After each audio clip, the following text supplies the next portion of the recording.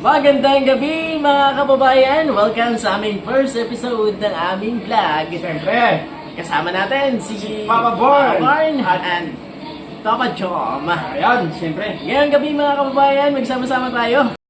Ang pag-uusapan Siguro natin. yung ano natin kasi meron ako kanina nakita doon sa restaurant. Oo.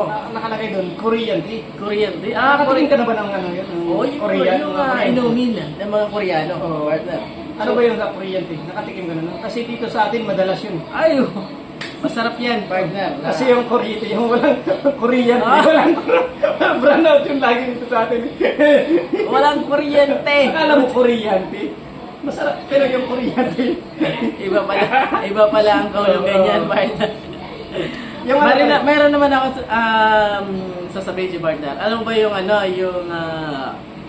survey test? Yung parang survey, yung kung ilang pamilya sa Oo. isang Ganon. bahay, ilang pamilya nakatira, yung survey. Ay, hindi yan. Ano man? Yung ice cream. Ay! Survey test. Survey test. Hindi, yung ano, meron naman ako yung ano, di ba karamihan yun sa Oo. Facebook natin, Oo. yung pag ini-scroll mo, lalabas yung ano, yung timeline. Oo. Kaya katulad nyo yung, di ba, ang timeline mo, pare ko Follow. ang timeline mo ang timeline mo, bakit na, ano bang, napagod ka ba sa ano? Napagod ako ngayon. Akala ko ang timeline. Oo. Timeline. Ano ba? Tamlay pala. Matamlay tayo ngayon, pare. Oo. So, ito pare, mayroon akong nakita. Kumain ako dito kanina. Alam mo ba yung ano?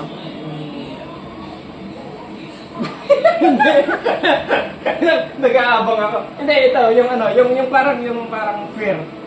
Yung parang fair food. Alam mo yung fair food? Yung parang, yung fair food? Hindi ko alam, partner. Ano ba yan? Yung Anong takot? Hindi, yung ano siya, parang takot o, takot na takot siya. Takot. Yun pala yun, nakala ko yung fair food. Ano pala yun? Yung minsan nakikita yung katulad ng damit ko, kulay fair food.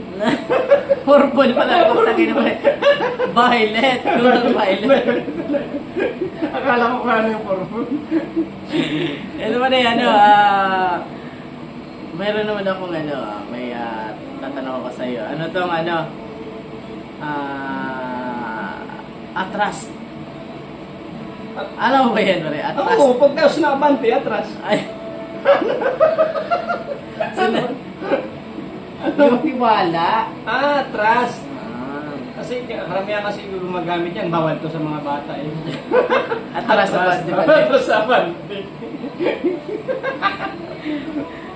So yan na muna mga kabayan.